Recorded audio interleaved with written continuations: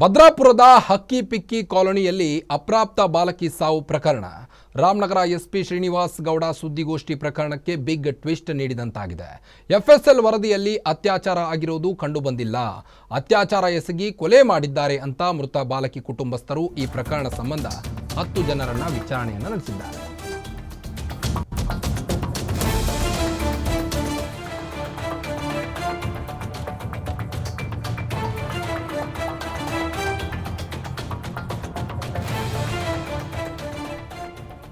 ಭದ್ರಾಪುರದ ಹಕ್ಕಿ ಪಿಕ್ಕಿ ಕಾಲೋನಿಯಲ್ಲಿ ಅಪ್ರಾಪ್ತ ಬಾಲಕಿ ಸಾವು ಕೇಸ್ ಈಗ ಮತ್ತೊಂದು ಟ್ವಿಸ್ಟ್ ಅನ್ನ ಪಡೆದುಕೊಂಡಿರುವಂಥದ್ದು.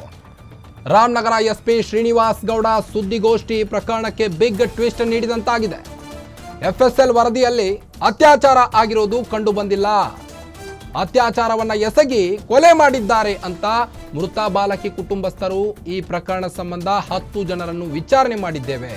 ಪ್ರಕರಣದ ವಿಚಾರಣೆಯಲ್ಲಿ ಯಾರ ಪಾತ್ರವೂ ಕಂಡು ಬಂದಿಲ್ಲ ಅನ್ನುವುದು ತಿಳಿದು ಬಂದಿದೆ. ಎಫ್ಎಸ್ಎಲ್ ರಿಪೋರ್ಟ್ನಲ್ಲಿ ರೇಪ್ ಆಗಿಲ್ಲ ಅನ್ನೋದು ಗೊತ್ತಾಗಿದೆ. ಯಾವುದೇ ರೀತಿಯ ಅತ್ಯಾಚಾರ ಆಗಿಲ್ಲ ಅಂತ ಬಂದಿದೆ. ಮೃತ ಬಾಲಕಿಗೆ ತಲೆಯಲ್ಲಿ ಹಾಗೂ ಮೈಮೇಲೆ ಗಾಯಗಳಾಗಿವೆ. ಪೋಸ್ಟ್ ಮಾರ್ಟಮ್ ರಿಪೋರ್ಟ್ ಬರಬೇಕಾಗಿದೆ. ಪೋಸ್ಟ್ ಮಾರ್ಟಮ್ ರಿಪೋರ್ಟ್ನಲ್ಲಿ ಸ್ಪಷ್ಟವಾಗಿ ಗೊತ್ತಾಗಲಿದೆ. ಮೇಲ್ನೋಟಕ್ಕೆ ರೈಲು ಡಿಕ್ಕಿಯಾಗಿ ಸಾವನ್ನಪ್ಪಿರಬಹುದು ಎಂಬ ಶಂಕೆ ಕೂಡ ವ್ಯಕ್ತವಾಗಿರುವಂಥದ್ದು. ಇನ್ನು ಮರಣೋತ್ತರ ಪರೀಕ್ಷೆ ಬಂದ ನಂತರ ಸ್ಪಷ್ಟ ಚಿತ್ರಣ ಬರಲಿದೆ. ಸೋಷಿಯಲ್ ಮೀಡಿಯಾದಲ್ಲಿ ಈ ಪ್ರಕರಣಕ್ಕೆ ಸಂಬಂಧಿಸಿದಂತೆ ತಪ್ಪಾಗಿ ಬಂದಿದೆ. ಅತ್ಯಾಚಾರ ಎಸಗಿದ್ದಾರೆ ಎನ್ನಲಾಗುತ್ತಿತ್ತು, ಆದರೆ ಅದು ಸುಳ್ಳು. ಮೈ ಮೇಲೆ ಸಿಗರೆಟ್ನಿಂದ ಸುಟ್ಟ ಗಾಯಗಳಾಗಿವೆ. ಆ ರೀತಿಯ ಯಾವುದೇ ಗಾಯಗಳು ಸಂತ್ರಸ್ತೆಯ ದೇಹದ ಮೇಲೆ ಕಂಡು ಬಂದಿಲ್ಲ ಎಂದು ಪೊಲೀಸರು ತಿಳಿಸಿದ್ದಾರೆ.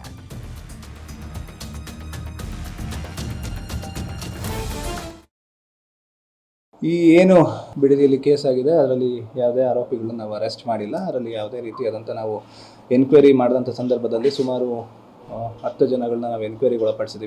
ಅದರಲ್ಲಿ ಯಾರ್ದೂ ರೋಲ್ ಎಸ್ಟಾಬ್ಲಿಷ್ ಆಗಿಲ್ಲ. ಜೊತೆಗೆ ಏನು ಇದರಲ್ಲಿ ಎಫ್ಎಸ್ಎಲ್ ರಿಪೋರ್ಟ್ಸ್ಗಳ ಬಗ್ಗೆ ನೀವು ಕೇಳ್ತಾನೆ ಇದ್ರಿ, ಇದರಲ್ಲಿ ಎಫ್ಎಸ್ಎಲ್ ರಿಪೋರ್ಟ್ಸ್ಗಳು ನಮಗೆ ಸಿಕ್ಕಿದೆ. ಅದರಲ್ಲಿ ಯಾವುದೇ ರೀತಿಯಾದಂಥ ಅತ್ಯಾಚಾರದ ಬಗ್ಗೆ ಯಾವುದೇ ರೀತಿಯಾದಂಥ ಮಾಹಿತಿಯನ್ನು ಒಳಗೊಂಡಿಲ್ಲ. ಅದನ್ನು ರೂಲ್ ಔಟ್ ಮಾಡಿದ್ದಾರೆ.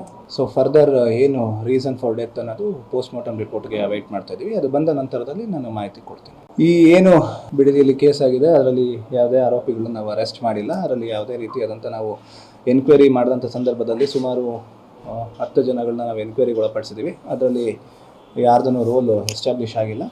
ಜೊತೆಗೆ ಏನು ಇದರಲ್ಲಿ ಎಫ್ಎಸ್ಎಲ್ ರಿಪೋರ್ಟ್ಸ್ಗಳ ಬಗ್ಗೆ ನೀವು ಕೇಳ್ತಾನೆ ಇದ್ರಿ, ಇದರಲ್ಲಿ ಎಫ್ಎಸ್ಎಲ್ ರಿಪೋರ್ಟ್ಸ್ಗಳು ನಮಗೆ ಸಿಕ್ಕಿದೆ. ಅದರಲ್ಲಿ ಯಾವುದೇ ರೀತಿಯಾದಂಥ ಅತ್ಯಾಚಾರದ ಬಗ್ಗೆ ಯಾವುದೇ ರೀತಿಯಾದಂಥ ಮಾಹಿತಿಯನ್ನು ಒಳಗೊಂಡಿಲ್ಲ. ಅದನ್ನು ರೂಲ್ ಔಟ್ ಮಾಡಿದ್ದಾರೆ. ಸೊ ಫರ್ದರ್ ಏನು ರೀಸನ್ ಫಾರ್ ಡೆತ್ ಅನ್ನೋದು ಪೋಸ್ಟ್ ಮಾರ್ಟಮ್ ರಿಪೋರ್ಟ್ಗೆ ಅವೈಟ್ ಮಾಡ್ತಾ ಇದ್ದೀವಿ. ಅದು ಬಂದ ನಂತರದಲ್ಲಿ ನಾನು ಮಾಹಿತಿ ಕೊಡ್ತೀನಿ.